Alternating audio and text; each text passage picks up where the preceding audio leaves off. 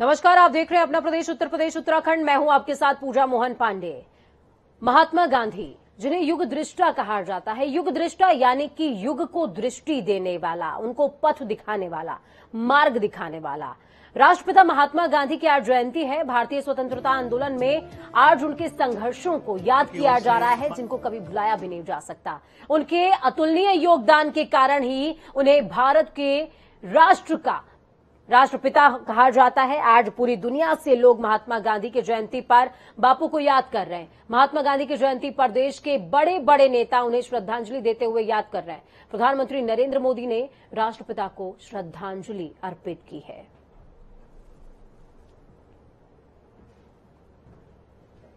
पूरे देश में महात्मा गांधी और लाल बहादुर शास्त्री को याद किया जा रहा है और इस दौरान यूपी और उत्तराखंड के सीएम ने महानायकों को याद करते हुए श्रद्धा सुमन अर्पित किए। ट्वीट करते हुए कहा, भारतीय स्वाधीनता आंदोलन के महानायक, विश्व को अहिंसा का मार्ग दिखाने वाले महामानव राष्ट्रपिता महात्मा गांधी जी को उनकी जयंती पर कोटिशः नमन।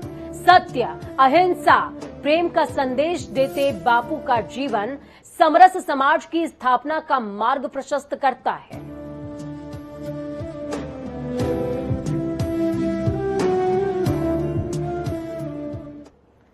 देश की आजादी के अग्रदूत राष्ट्रपिता महात्मा गांधी की 152वीं और पूर्व प्रधानमंत्री लाल बहादुर शास्त्री की 118वीं जयंती पर राज्यपाल आनंदीबेन पटेल के साथ मुख्यमंत्री योगी आदित्यनाथ ने नमन किया है। इसके बाद राज्यपाल के साथ मुख्यमंत्री श्री गांधी आश्रम खादिया ग्राम उद्योग केंद्र हजरतगंज पहुंचे, जहां पर मुख्यमंत्री और राज्यपाल ने करीबन 14 मिनट खादी के वस्त्रों को देखा और फिर चरखा भी चलाया। इस दौरान मुख्यमंत्री योगी आदित्यनाथ ने 500 रुपए का एक गमछा भी खरीदा और राज्यपाल आनंदीबेन पटेल को सम्मानित किया है।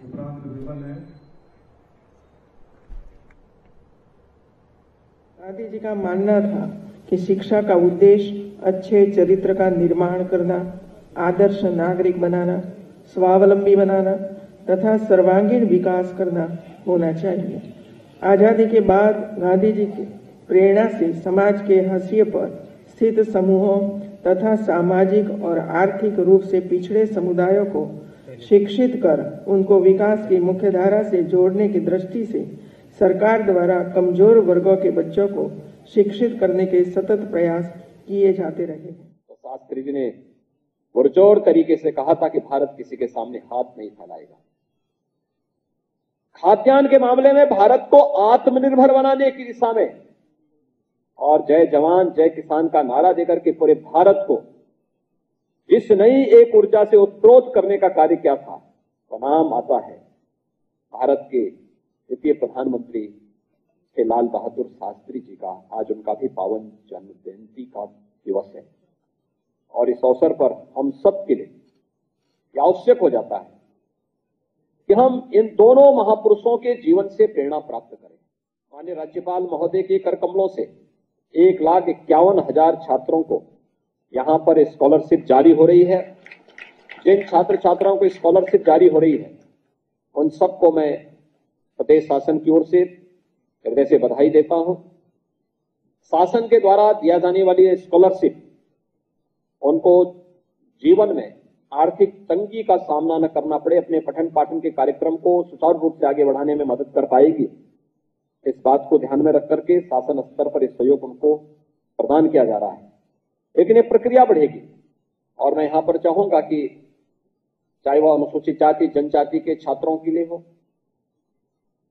पिछड़ी जाति के छात्र छात्राओं के लिए हो, अल्पसंख्यक समुदाय के छात्र छात्राओं के लिए हो या सामान्य वर्ग के छात्र छात्राओं के लिए, विभाग समयबद्ध ढंग से इस कार्यक्रम को आगे बढ़ाकर।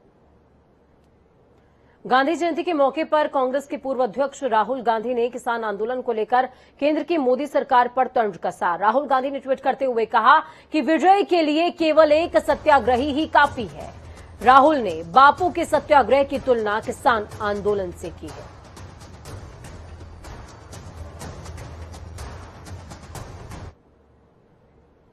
आज पूरा देश महात्मा गांधी की जयंती मना रहा है और उनको पुष्प अर्पित करते हुए नमन भी कर रहा है। इसी क्रम में कृषि कानूनों का विरोध कर रहे किसानों ने भी महात्मा गांधी जयंती मनाई। गाजीपुर बॉर्डर पर पिछले 10 महीने से कृषि कानूनों के विरोध में धरने पर बैठे किसानों ने भी धरना स्थल पर गांधी जयंती मनाई है। साथ ही 2 अक्टूबर 2018 को ही किसानों पर हुए आंसू गैस, लाठीचार्ज, अत्याचार और अहिंसा के खिलाफ भी अपना रोष व्यक्त किया। किसानों ने धरना स्थल पर हवन किया और किसानों की आवाजों को बुलंद करने वाले पूर्वजों को भी याद किया। सरकार के प्रति अपना विरोध जताने वाले किसानों में से 5 किसानों ने उपवास भी इस दौरान रखा है।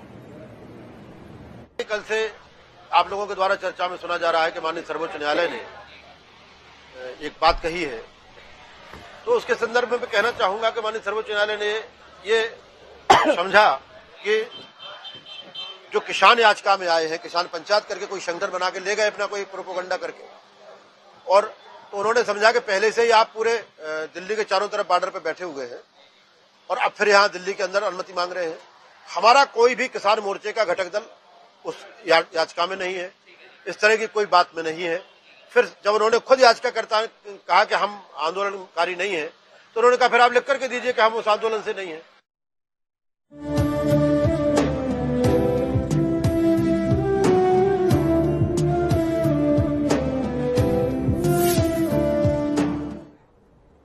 प्रधानमंत्री नरेंद्र मोदी 5 अक्टूबर को राजधानी लखनऊ आ रहे हैं। इस दिन वो नगर विकास विभाग के अर्बन कॉन्क्लेव कार्यक्रम में बतौर मुख्य अतिथि शामिल होंगे। पीएम के साथ ही सीएम योगी और गवर्नर आनंदीबेन पटेल भी मौजूद रहेंगे।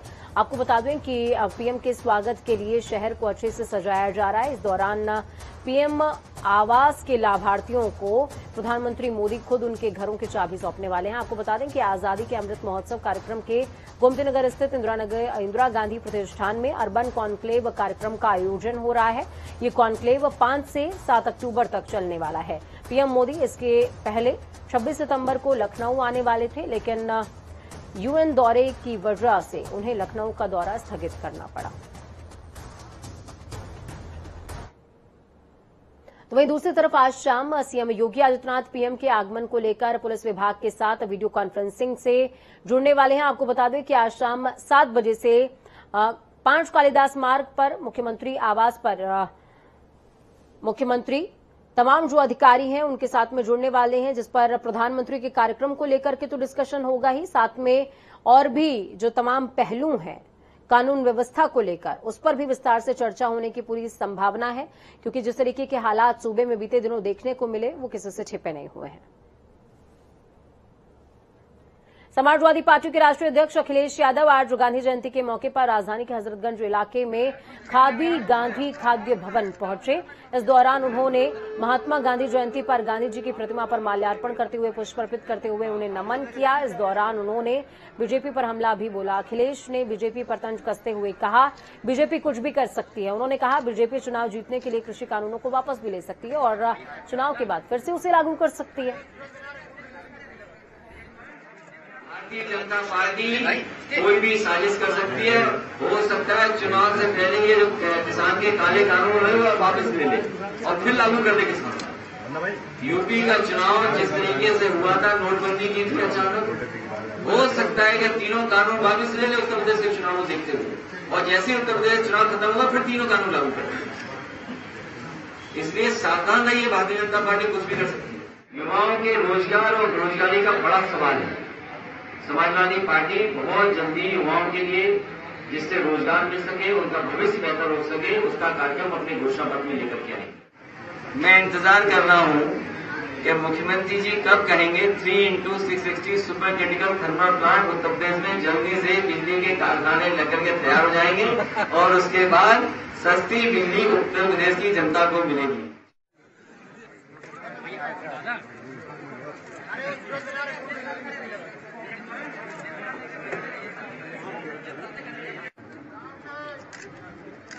हाथ मत डालो यार, पीछे कैमरे में यार, डाउन वो तो सीधा डालेंगे ना, आपको तो माला उनको देनी है ना। हाँ, आप उधर जाके देख लीजिए। आप यूपी में आगामी चुनावों को लेकर वार पलटवार तेज हो चुका है। आज उत्तर प्रदेश बीजेपी ने ट्वीट करते हुए समाजवादी पार्टी पर वार किया। बीजेपी ने ट्वीट करते हुए लिखा कि एक लड़के ने अपने पिताजी से उनकी साइकिल छीन ली, फिर उस साइकिल का बुरा हाल करके छोड़ दिया। अब वो लड़का 22 साइकिल के ख्वाब देख रहा है।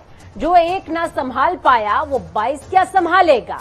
22 नहीं मिलेगी बबुआ, ना यकीन हो तो एक बार बुआ से पूछ लो।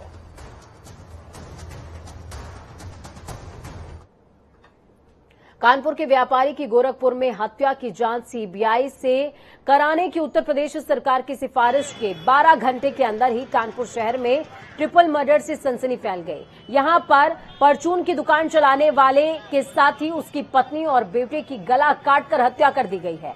वारदात को अंजाम देने के बाद बदमाश घर के मेन गेट पर ताला लगा गया और मृतक की बाइक लेकर रफूचक्कर तक हो गया।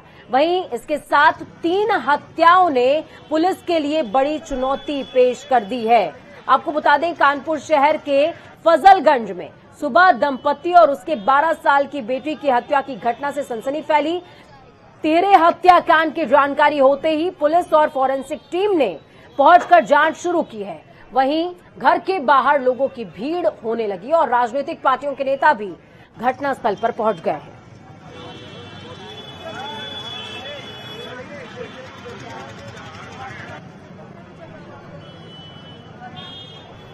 चलिए ग्राउंड जीरो का रुख करते हैं। हमारे साथ में अभिनव जुड़े हुए हैं कानपुर से। अभिनव, क्या कुछ अपडेट है? लगातार क्राइम का ग्राफ बढ़ता जा रहा है। कानून व्यवस्था, सुरक्षा व्यवस्था, लोगों की जिम्मेदारी, लोगों के लिए कानून की जिम्मेदारी, सब कुछ कटघरे में है। जी बिल्कुल, आपको बता दूं कि कानपुर में पुलिस कमिश्नरी लागू हो चुकी है और वर्तमान में 11 IPS तैनात है। बावजूद इसके लगातार अपराधी जो हैं वो बेलगाम होते हुए नजर आ रहे हैं और ना ही कानपुर कमिश्नरेट पुलिस अपराधियों पर लगाम लगा पा रही है। ये जो मामला है ये फजलगंज का है। मैं इस समय क्राइम सीन पर हूँ। अपने सहयोगी से कहूंगा कि दिखा दें कि किस तरह से ये मुख्य रोड है और मुख्य रोड पर स्थित ये प्रेम किशोर प्रोविजन स्टोर था और आप तस्वीरों में साफ देख पा रहे होंगे कि किस तरह से ये दुकान है और दुकान का शटर लगा के ही ये परिवार इसके अंदर रहता था। और मुख्य रोड पर 13 हत्याकांड को अंजाम देकर अपराधी फरार हो जाते हैं। ये और यहाँ से घटना स्थल से फजलगंज थाना महज कुछ कदम की दूरी पर ही बना हुआ है। ऐसे में पुलिस की कार्यशैली पर सवालिया निशान खड़े हो रहे हैं और अपराधी किस तरह से बेखौफ हैं, ये तो इस घटना से साफ पता चल रहा है। ये जो ट्रिपल मर्डर मिस्ट्री है अभिनव, सबसे बड़ी बात यह है कि इसके पीछे रीजन क्या था? क्या अभी तक ये सर्च कर पाई है क्या पुलिस? जी, पुलिस के हाथ बिल्कुल इस वक्त खाली है। वैसे तो क्राइम ब्रांच जो डीसीपी क्राइम है सलमान ताज पाटिल, इनके नेतृत्व में टीमें गठित हो गई हैं इस घटना का खुलासा करने के लिए, लेकिन पुलिस अभी कुछ भी बताने में सक्षम नहीं है और न ही पुलिस के हाथ कुछ भी ऐसे साक्ष्य लगे हैं जिससे पुलिस कुछ भी बता पाए कि आखिर इस इतने बड़े घटना के पीछे क्या वजह रही होगी। जी पूजा, और इसी के साथ कहीं ना कहीं सवाल भी उठता है अभिनव कि कहीं ना कहीं खाकी का जो इकबाल है वो धूमिल होता जा रहा है। जी बिल्कुल, जिस तरह से पिछले 72 घंटों के अंदर कानपुर कमिश्नरेट की बात करें तो 5 हत्याएं और साथ ही में कानपुर आउटर जिले की बात करें तो 1 हत्या हो चुकी है, यानी कुल मिला के 6 हत्याएं कानपुर में हो चुकी हैं। तो कहीं ना कहीं इसमें जी ठीक है, बहुत शुक्रिया अभिनव हमारे साथ जुड़ने के लिए, अहम जानकारी साझा करने के लिए। तो अभिनव हमारे साथ में जुड़े हुए थे। अभिनव ने साफ तौर पर बताया 6 हत्याएं और 6 हत्याओं के बाद सवाल बहुत सारे हैं कि आखिरकार कानून व्यवस्था इतनी ज्यादा लचर है तो स्थितियां सुदृढ़ होंगी कैसे? 2 अक्टूबर को गांधी जयंती के साथ देश के दूसरे प्रधानमंत्री लाल बहादुर शास्त्री की जयंती के तौर पर मनाया जा रहा है। भारत की आजादी में महत्वपूर्ण योगदान निभाने वाले राष्ट्रपिता महात्मा गांधी की 152वीं जयंती पूरे देश के साथ उत्तराखंड में भी धूमधाम से मनाई जा रही है। ये खास रिपोर्ट देखिए।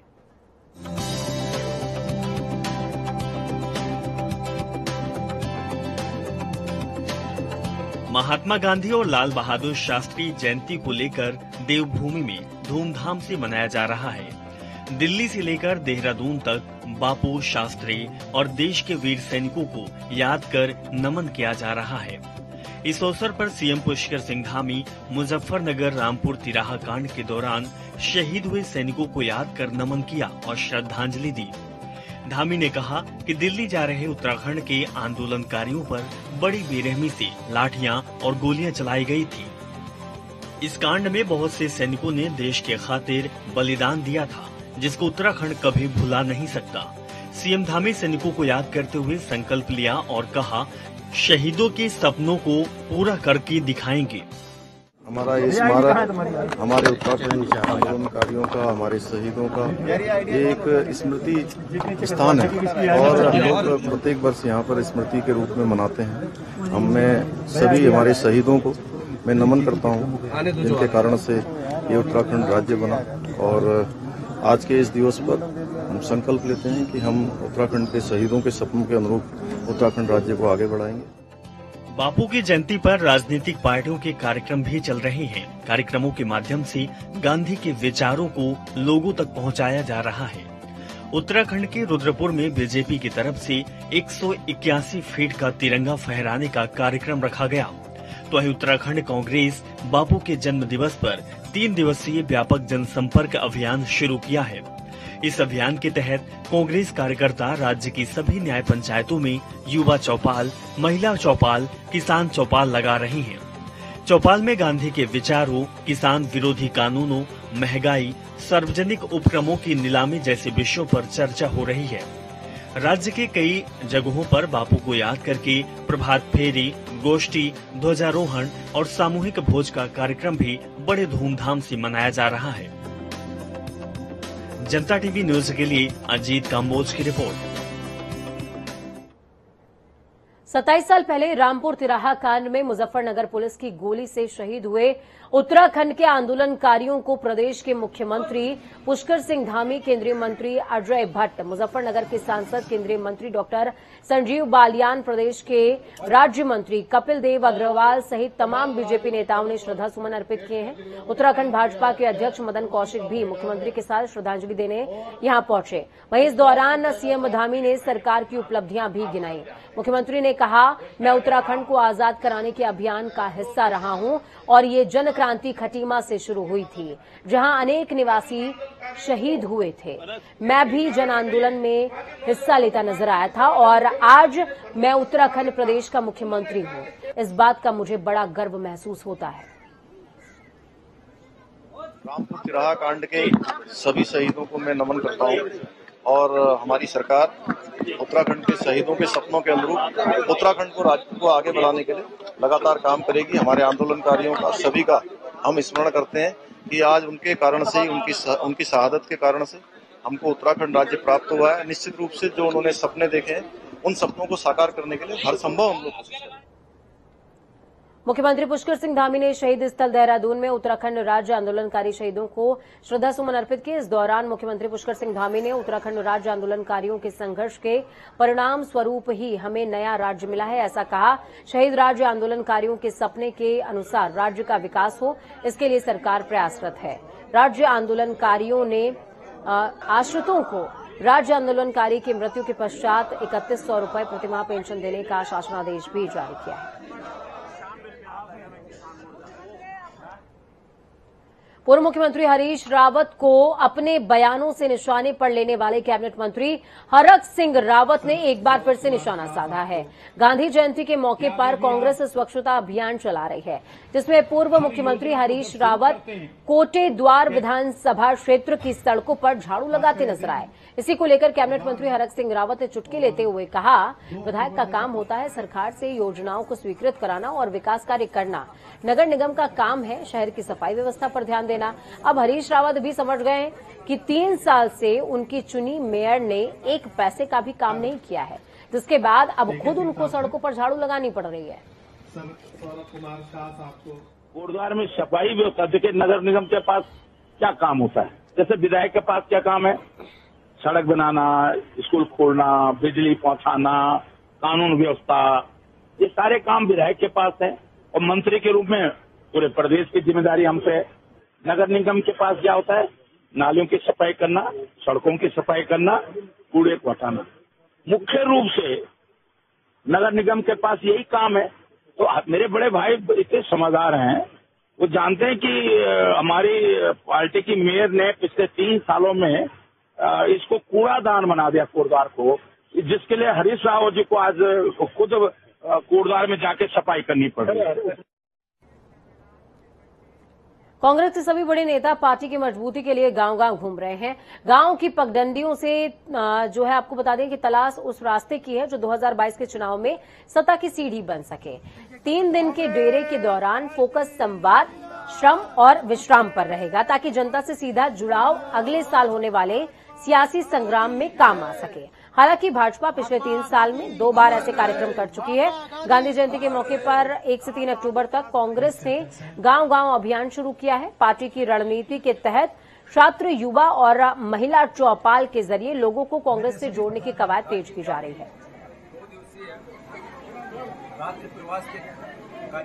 उत्तराखंड के चमोली जिले में 7,120 मीटर की ऊंचाई पर स्थित माउंट त्रिशूल फतह कर कीर्तिमान स्थापित करने जा रही 13 वर्षीय काम्या कार्तिकेयन भी दल के साथ लापता हो गई हैं।